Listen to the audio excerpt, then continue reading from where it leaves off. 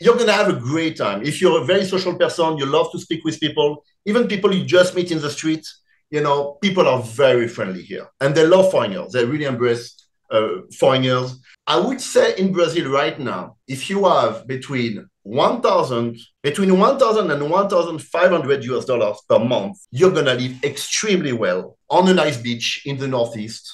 Including, of course, nice apartment to rent, excellent food on a daily basis. You can eat in a restaurant on a daily basis. But in the northeast of Brazil, and João Pessoa is becoming a magnet for retirees right now around the world. For simple reason, the city is very safe. It's great. It's one of the best beachfront I've ever seen in my life. You can use a bicycle. They have fantastic bicycle lanes. It's just a paradise. And very important point, it's the cheapest state capital in the whole of Brazil. When this interview ended, Thomas sent me a link about a new residency program in Brazil. I'll talk about this at the end of the video. So this is Dan of Vagabond Awake, and we have the pleasure of having someone who's been an expat for 30 years in different parts of the world to come on the channel. Thomas, we're happy to have you. Welcome to the channel. Thank you very much. Happy to be here. So Thomas, where are you from originally, and where are you right now? Well, originally I'm from Strasbourg, at the border. I'm French, French passport, but my city is located at the border with Germany. So in a way, I always have this dual culture. You know, I have German blood and French blood. I'm French, but yeah, I live at the border. I was always in between two cultures. And from a young age, you know, I was really always interested in traveling. I always wanted to travel. And my mother always reminds me that when I was 12, 13 years old, I was always looking at maps, atlases, etc., etc. So traveling has always been in my blood, I would say. It's not the case of my parents, who never left France, but I think I'm a pretty different person, and that's why I started traveling pretty young. At the age of 18, I was already on the road, you know. And right now we are in Sao Paulo. I live in Sao Paulo now for 16 years. Sao Paulo is not, I would say, your ideal touristic place, right? It's a bigger city in South America. This is the economic center of Brazil and even South America. There's nothing that compares to Sao Paulo in terms of wealth. This is really, and it's really an international city, right? So it's not the place where you're going to spend your retirement or even holidays. I shouldn't say that, because many people go to Sao Paulo on holiday. A lot of Latinos, even from different countries or from the countryside in Brazil, come to Sao Paulo to enjoy the big city, because many people live in the countryside, or Sao Paulo is quite unique in Brazil by its size, its wealth, and so many people come here to enjoy what the big city has to offer. But it's not your common touristic place, for sure. You've lived all over the world, and we'll get to that in a minute. But what brought you to São Paulo, Brazil? When I came to Sao Paulo, I've been living already in Southeast Asia for almost 15 years, between the Philippines, Singapore, Indonesia. I was at a time in my life when I wanted a change, and a radical change. I've always been like that. You know, for me, if I want to make a move, I do it, and I'm pretty radical in that. So after 15 years in Southeast Asia, I had always two continents in my heart, Southeast Asia and South America. So basically, when my last employment in Indonesia, I was sharing a big house in Jakarta with a friend of mine, and this friend moved from Indonesia to Brazil for his job, to Sao Paulo.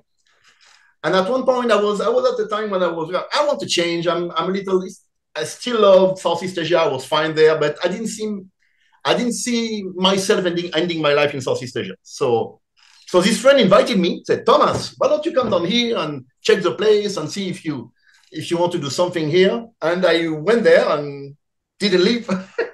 So it was 16 years ago that I came to Sao Paulo, and this is the story. What, in a general sense, Brazil, there's many places in Brazil you could live, but how would you answer this question? Don't come here if you think it's going to be... Don't come here if you think it's going to be easy, right? Brazil is a complex country.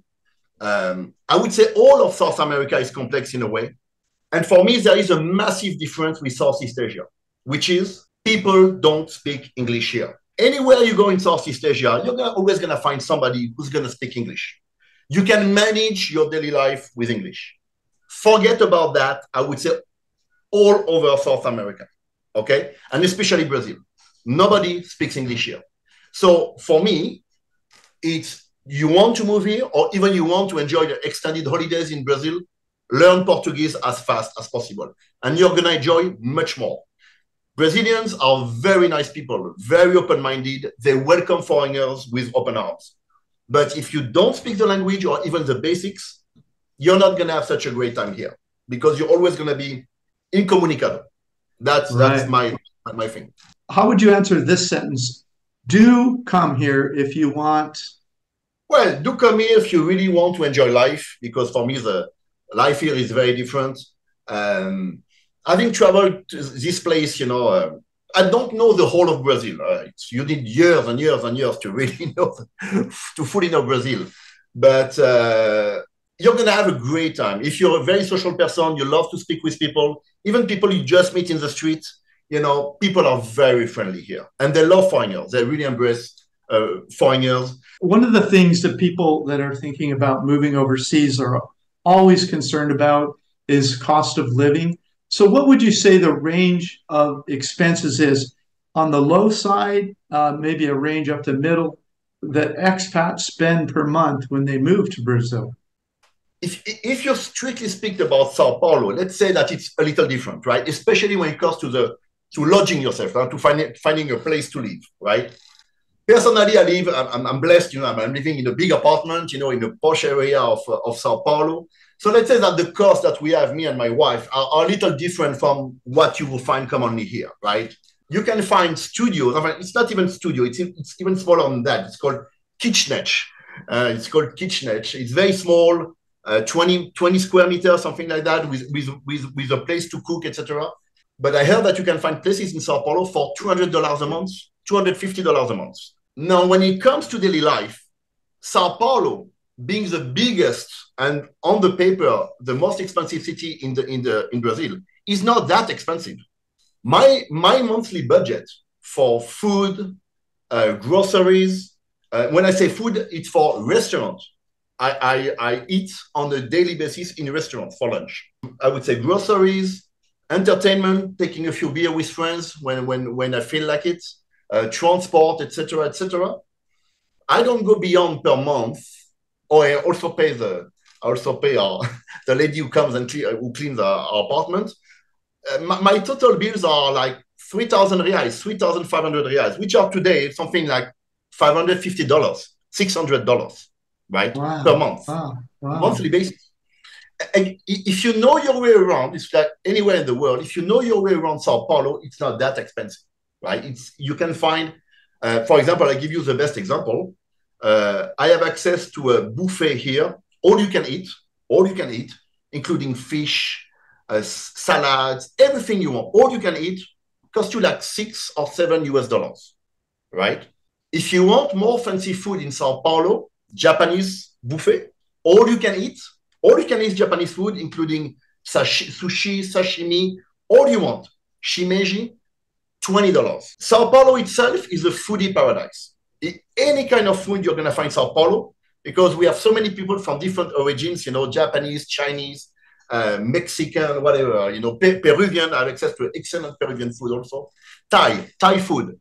We have a Thai restaurant here. In fact, it's doing so well, they're opening many more, done by Thai cooks. You eat extremely well for less than $20. So extending to Brazil. And I remember this great gentleman you interviewed, you know, who was living in Bahia. I forgot his name, the American guy in Bahia. Yeah. And I remember his budget. It was 3,000 reais also. Yeah, 500. It was more or less what I spent here without the cost of our apartment. I would say in Brazil right now, if you have between 1,000 and 1,500 US dollars per month, you're going to live extremely well on a nice beach in the Northeast.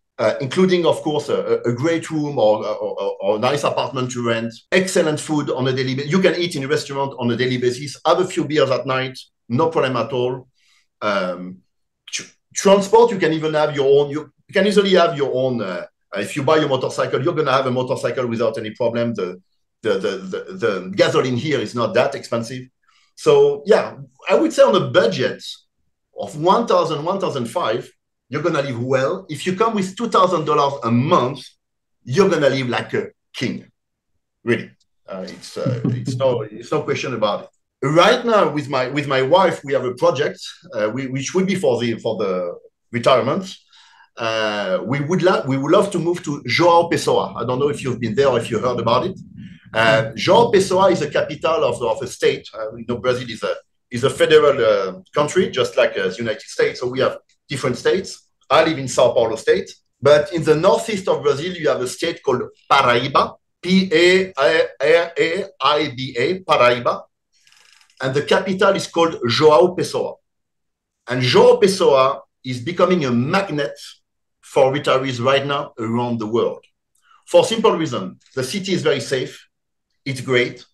It's one of the best beachfront I've ever seen in my life. And you can do bicycle everywhere.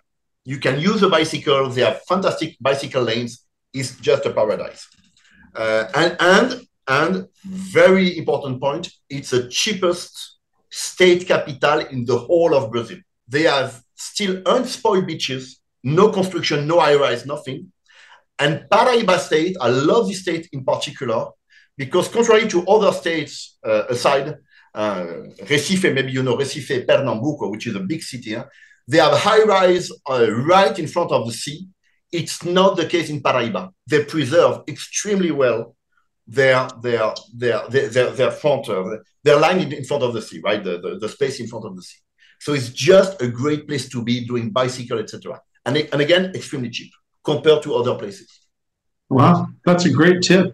So you've been gone for so long. So do you miss anything from home? Which home? I don't have a home, Dan. For the last 30 years, I've been to so many countries I don't. No, in fact, my hometown, I was born and raised in Strasbourg. So I consider Strasbourg as as the beginning of my life, So yeah, no, Strasbourg, I will go back there in October, in fact, to visit my parents, because my parents are, of course, like anybody, are aging. My father just turned 80, so I go there on a regular basis, right? Each year I go back to France. I will go back there in October. But to be honest, I don't miss the place. I miss my parents. I need to go there to see my family. But as you can expect, after 30 years, and maybe I heard that, I remember that you said the same thing in some videos, that you don't belong, you don't consider yourself an American anymore, right? No. I wouldn't say your behavior, you said already that you don't know how to behave anymore in the US. I have the same problem in France, and I explain to you why. It's very simple. I go back to France, and I always come with a smile, because here in Brazil or in South America, normally people are smiling, people are in a good mood. So you're laughing already. I like it. You can relate to what I'm going to say. So people here are always positive, extremely positive, and always smiling, and you speak with people, etc. When I go back to Europe, it's always the same, and you must experience the same in the US. I go back to Europe, I try to be nice with people, and people look at me, who's this guy? Why is he happy like that? They don't even understand why you're positive and trying to be nice. So for me, it's a cultural shock, and I saw that. Well, it's not my place anymore, because I prefer to be surrounded by happy and positive people. That people who are, even if they don't have such a bad life, they consider that their life is not that great. So yeah, and really, it's a spirit you take here after a while. Same in Southeast Asia in a way. If you stay and you go back to Europe or the US, and people are, moody, in bad mood or whatever. Here it's not like that. Of course, here you have good and bad days. But in fact, I think maybe you studied that. Why are people so positive, especially in a country like Brazil? This has been studied, and it's very serious. Brazil is the most luminous country in the world. I've experienced here sunset, sunrise, whatever. It's very luminous. The light here is different, and it plays on your mind, on your mindset, on the way you behave, etc. You feel great. The sun is great. How do you feel about safety in Brazil? I've traveled extensively all over South America and never got a single problem once, zero. Maybe 2 times I got some money taken in my hotel room, but I was careless. But I never got a violent assault and I never got any problem. Anything can happen anytime. But with basic precautions, I don't see South America more dangerous than Europe, for example. Yeah, so I attribute it to common sense. I mean, luck can always go against you at any moment, but for me, it's common sense. I've never had any trouble either. So what else feels different about Brazil, would you say? You've been here, right? You traveled to Brazil already, right? Yeah, yes. To a few places. Yeah, maybe you got the same. I don't know. For me, people here are very positive, extremely positive, and that's something that is great, right? For me, the mindset here is that people are living for the present day. Just a little, maybe some like the Indonesians, or they don't really plan for the future. These are pros and cons, right? It's always balanced. But what I like here is a mindset that people have that, hey, tomorrow is not guaranteed. It's living is now. It's in the present. It's not in the future or whatever, And that's a mindset that you don't find anymore almost in Europe or in the United States. And I think it contributes maybe to the kind of, mental, difficulties that Europeans or Americans experience. People live here for the present. And again, it's difficult to explain. In my opinion, you have to come down here, stay for a while, especially on a beach or a particular place in Brazil. And then you will feel some kind of energy that will come to you and will tell you, life should be easy. Life should be taken easy, slowly, slow pace, etc., etc. You go to the Northeast, or even you just do 1 hour, 2 hours car outside of Sao Paulo. It's a different world. It's nature, beaches, etc., etc. And the pace of life, of course, is totally different. It's another world in a way. For me, Brazil is the last frontier in terms of untouched nature. And to fully appreciate this, you need to come here, stay here a long time. Again, it's a big country. It's a continent-sized country. You need time to really explore Brazil and really appreciate it. So you've lived all over the world, and more recently you've lived around and spent time all over Latin America. What would you say are your top 5 places? Let's start with Mexico. Oaxaca, Zacatecas and Guanajuato. Colombia, Medellin, of course, Villa de Leyva, and Popayan. Ecuador. I'm a massive fan of Puyo, P-U-Y-O, at the entrance of the Ecuadorian Amazon. Small city, beautiful. And of course, you must know it, Cuenca, Mindo, M-I-N-D-O, maybe you know it. It's a valley where you can see bird sighting. It's just amazing, beautiful nature. And many foreigners are now trying to live in Mindo because the nature is just amazing. This is for Ecuador. Peru, I would say my favorite city that's the only one I would recommend is Arequipa. Arequipa is just amazing. Chile, not so many places. No, Chile, I don't. Maybe Santiago, the appeal of Santiago de Chile, but it's a big city. Argentina, I don't know that well. Buenos Aires is just fantastic also, for sure. It's a cultural capital of South America. It seems kind of silly to ask, but are you happy? Are you happy you made this move that young? Because I left France when I was 23. Are you happy you moved that early, in your life? And I would say, yeah, totally. I think I made the right move because I didn't see myself living anymore in my town. I wanted to discover the world. I did that. I'm still discovering it, by the way. I'm not finished, far from that. But yeah, I would say so far I lead with my life plan, right? Which was to discover the world as much as I could. Today I'm married. I'm very lucky to have a wife, and I would say I'm very happy today because I'm with somebody who understands my way of living. Meaning to say, my wife is having a great career here in Sao Paulo. She's doing very well. I'm very lucky to have met somebody who still understands that from time to time, I need to go out and travel. And this is great. Having a partner who understands you and tells you, okay, you want to take 4-5 months? You want to travel? Go ahead. You know, I'm waiting for you, and I'm going to be here when you come back. This is a great feeling. Yeah. Because this is what I need to be perfectly happy, to be honest with you. Thomas, thanks so much for coming on the channel and sharing your story. Thank you very much, Dan. I'll put a link below to a source talking about the new residency program. But basically, if you buy a $130,000 property in Thomas's favorite part of Brazil, that would allow you to get residency in Brazil. All the details are at that link. If you'd like my free ebook about how I fired my boss and traveled the world for 17 years and how I pay for things, come to Vagabond Buddha and grab the free ebook. Could you please help me with something? You've probably watched our guest star interviews on our guest star playlist. I interview people that have retired overseas. They share valuable information such as cost of living, safety concerns, finding love overseas, healthcare experiences, and money problems. If you'd like to share something that you have learned living overseas, please come to vagabondbuddha.com, click the More tab, click the Contact Me tab, and tell me about what you would like to share with my channel.